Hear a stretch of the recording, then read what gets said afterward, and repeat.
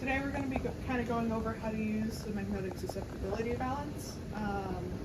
So to do that, you need to first obtain one of these tubes from your TA, and then you need to zero the balance, okay? So to do that, first things first, make sure this little bubble is in the center here, and then gently put in your tube, okay? Don't force it, don't, be very careful. And then you see how the numbers changed slightly. Your TA should have turned this on about 10 minutes before you start to use it, and then you try and zero it so that the numbers don't adjust higher or lower from what they are. So I saw a low in 200s. So once it gets back to that 200 value, if it gets back there, that's going up again. Sometimes it's a little tedious. That's fine. So it seems like the lowest that it's holding at consistently is 193. So we're just going to go with that and write that number down. So -203 for our R naught. Right? And then we're going to take our tube out very gently again and start to fill it. So I have some material that's already ground up over here. I'm going to take that, making sure that it's as dry as possible. And carefully load into the tube. Okay, so I like to fill it up to about this little black handle right here, before I start to take a capillary tube.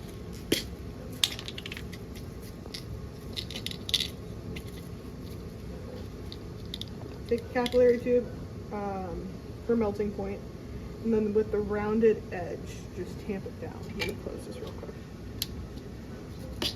So you just tamp it down so that you have fewer air gaps. Those air gaps will interfere with your data. So you want as few as possible. You also want to be able to measure the sample height. So if you look at that, then you go and measure it with your ruler. For these, make sure you're measuring in centimeters. This is about 4.5-ish. Yeah, 4.5. Which is at the high end of where we want it to be. So in theory, I could take a little bit of this out. A good guide is about 3 fingers worth of material.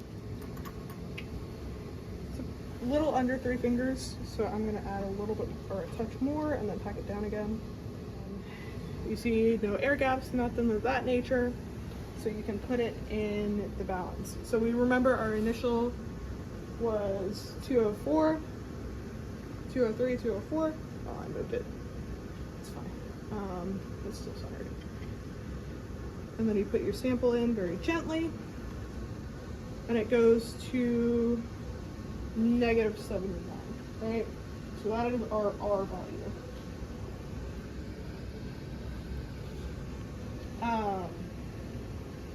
And you can use that to calculate difference, calculate whether it's paramagnetic, diamagnetic, and figure out what is going on with your sample. Okay? So after that, after you take out your sample, if you need to record duplicate values, you just follow the same procedure. And then you very gently tap it into like a weigh plate or a weigh paper. It might take more work if the sample is super, super wet. Thankfully this one's super dry. And then you take your empty tube, and you put a little bit of acetone. Okay, it fills up very quickly. Kind of like swirl it around. It's not going to move around super, super much because it's a small tube. And then pour it out.